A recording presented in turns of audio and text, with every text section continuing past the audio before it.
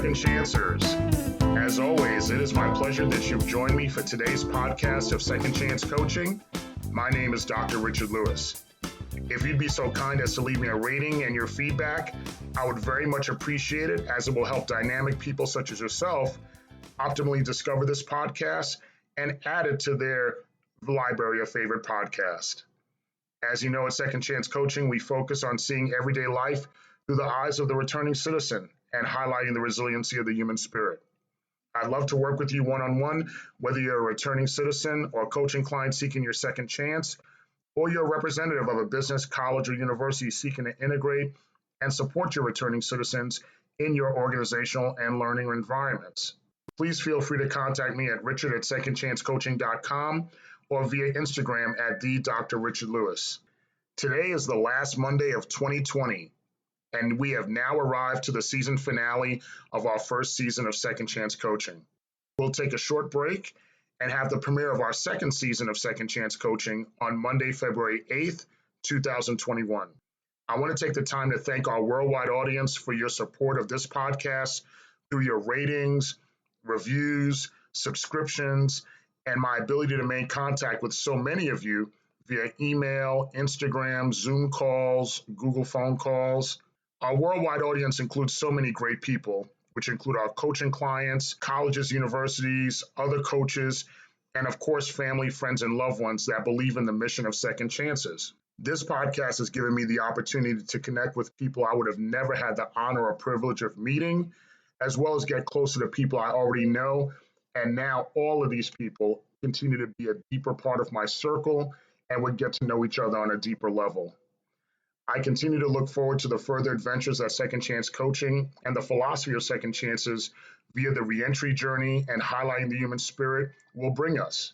For today's episode, we're going to speak to and talk to the 7 actions one should take in developing and mastering your daily mindset. The first 5 actions, I must give credit to a young man named Michael Bonnell.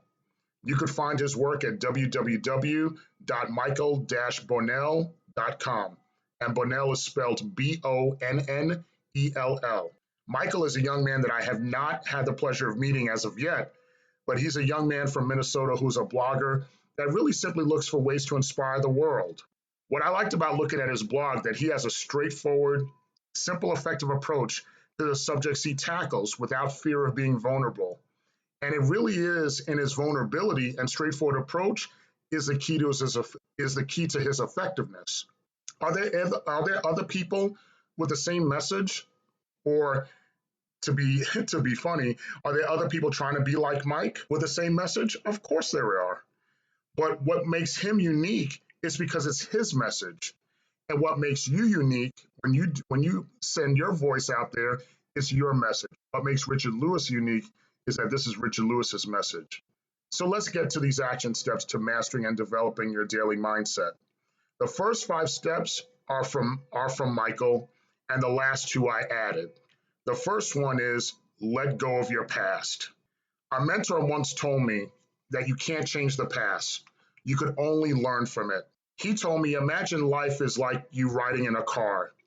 You're sitting in the driver's seat and you're in the present. So sitting in the driver's seat would represent your present. And you're doing everything that you're doing in the present to have a smooth ride and to get along and do things well. And your windshield would represent your future, because your windshield, you see a big, wide, clear view of what lies ahead and what's important to you. In the rearview mirror would represent your past. And it's small. And so why is your rearview mirror small? Because what has happened is not as important as what is in front of you. What are you doing right now? Because there's something unique about the past. The past, no matter how much we speak on it, just will not change. The story stays the same. I remember when I first came home from being incarcerated and I was putting my life together, I was watching and concentrating on everyone else's progress in their lives. And through watching them, I allowed myself to feel marginalized, or what we call in the neighborhood, I was player hating, quote unquote. I felt angry because I felt I was running behind everyone. I was mad at myself. I was mad at being incarcerated. I was mad at the people and circumstances that I felt wrongly got me in the situation that I was in. And then, of course, when those feelings came about, I spoke to the wise sage that was and is my mother. And when I would express those grievances to her, my expectation was for her to feel sorry for me, to help me lick my wounds, and to just be a mom as the way in which I wanted her to be. But mom didn't do that. She said to me that no matter how many times you play the past in your mind, what has happened has not changed. Remember, you're in the driver's seat and your windshield has a panoramic view of all the possibilities.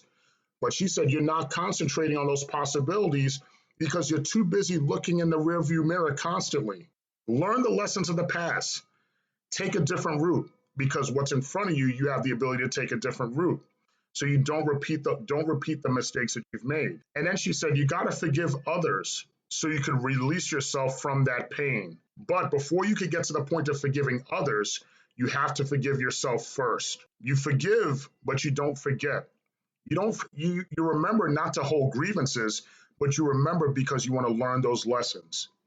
And then you forgive to release yourself. You forgive yourself and you forgive them to release yourself so you can think clearly in the present and receive the possibilities and the blessings of the future. The second action step, acknowledge your thoughts and push aside negative ones. We're in the midst of the holiday season, and due to the COVID pandemic, I'm spending it primarily physically by myself for the most part. And let me tell you, it absolutely sucks. Some people will speak to you and say, or some say have said to me, just get past it. But I will say, respectfully suggest and tell you, as I told myself, before you get past it, I had to acknowledge those feelings and let those feelings run their course. Whether I was sad, whether I cried, whether I was sitting in my quiet time. But my objective was not to stay in that place. After giving myself that time, I concentrated on positive things. I concentrated on going to the gym to work out, walking on the beach, reading, cleaning around the house. And then, of course, being in the house by myself doesn't stop me from connecting and speaking to my family via FaceTime, Zoom, and having those conversations with them as part of being good to myself. Pushing aside those negative thoughts allows me to not stay in a negative place. You have those negative thoughts, acknowledge them, but push them aside. You don't have to stay in that place. Number three, create a positive environment around you. Your environment is the people, places, and things in your orbit, in your circle. Remember, whether it's your personal, professional, or academic circles, remember you are the CEO, the boss, the president, the chairperson of the board of your environment. Simply take a list. Who's adding value to your environment?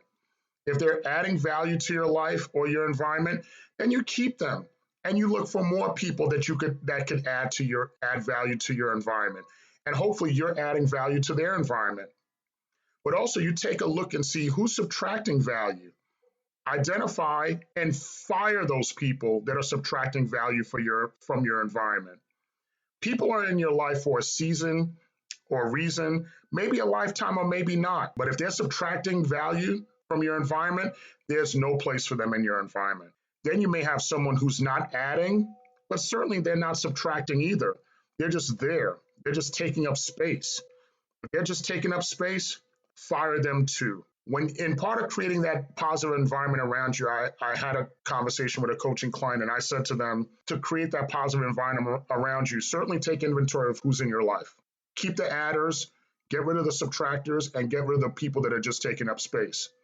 But for you, make sure that you do one activity daily, just one.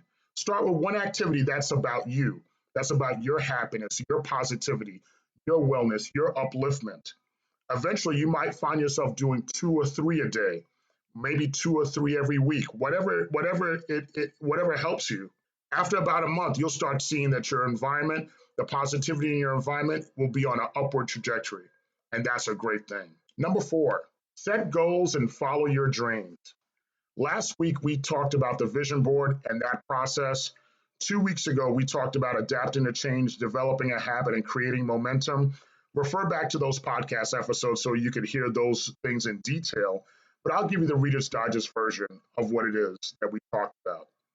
Basically, you want to really set your end goal. Set what the goal is that you want to do, whether it's losing weight, getting a degree. Set your end goal. and establish your beginning point. What do you have to do to start to get to the end? Then you fill in all the important details regarding time, regarding what you need to do, the resources you need to take, that you need to undertake this mission. And then once it's established, make sure that you hunker down and have the discipline, commitment, and passion to go through the process and get to that goal. But remember, the victory is already in the journey. The victory is that you're taking on that journey and you're reaping the benefits of that process.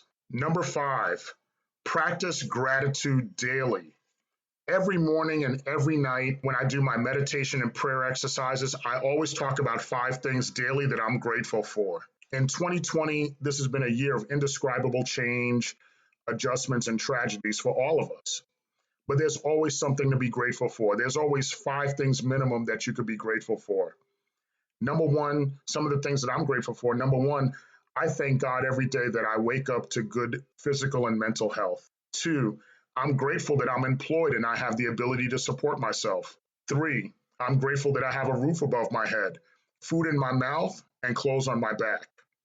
4, in 2020, I'm grateful that I found my voice, that I have become a champion of second chances. I'm grateful that I found you and you've welcomed me into your environment by listening to this podcast. 5, I'm grateful that I have a family that loves me and I love them all with all my heart. Like I said, I have more than just these 5, but those are just 5 things that I'm grateful for. And when you find those things that you're grateful for, that just opens up so many doors to so many possibilities because you're not worried about the negative things anymore. You have things that you're grateful for and you keep running after that gratitude. Let's go to the 2 additional steps. Those first 5 are what Michael Bennell shared with us. Let's go to the 2 additional steps that I added to mastering and developing your daily mindset. Number 6, have patience. Your greatness has yet to be determined, but it's on its way. When you're planting seeds, and we talked about this last week, when you're planting seeds, that is your sowing season. You can't get the fruits of your labor in the same season in which you're sowing. Sometimes immediate changes do happen, but more often than not, it takes time. You need to be consistent, patient. Lack of patience could take us away from our greatness. Because remember, as you're sowing and as you're planting those seeds, you never know. You never know when you're one step away from this step that's going to change your life, one step away from that greatness. And when you continue to sow and you continue to be patient, and you continue to be consistent, remember, you're one step away, 1 inch away, 1 connection away from your life being changed forever. That step, that inch, that connection could be a 2 to 4 year process. It could be 10 to 15 years. It could be only 1 to 3 years. It could be only 1 to 3 weeks. But no matter how long it takes, are you willing to wait for that to happen and put in the work for that to happen? The 7th and last step, cancel fear and embrace change. What were you afraid of 1 year ago today?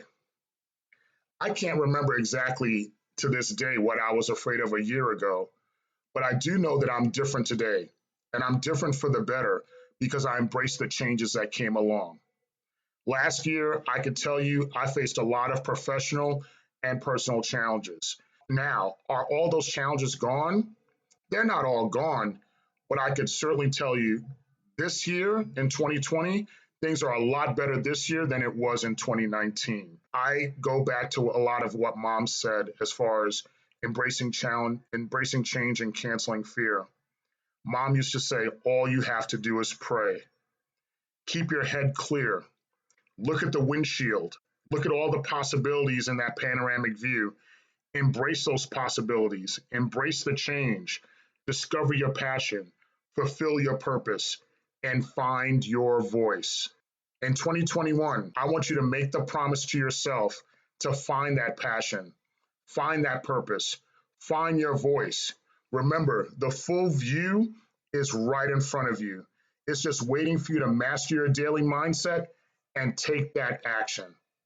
If you want to work on taking that action together, mastering that daily mindset, I'd love to work with you one-on-one, whether you are that returning citizen, that coaching client looking for their second chance, or you're a representative of a business, college, or university.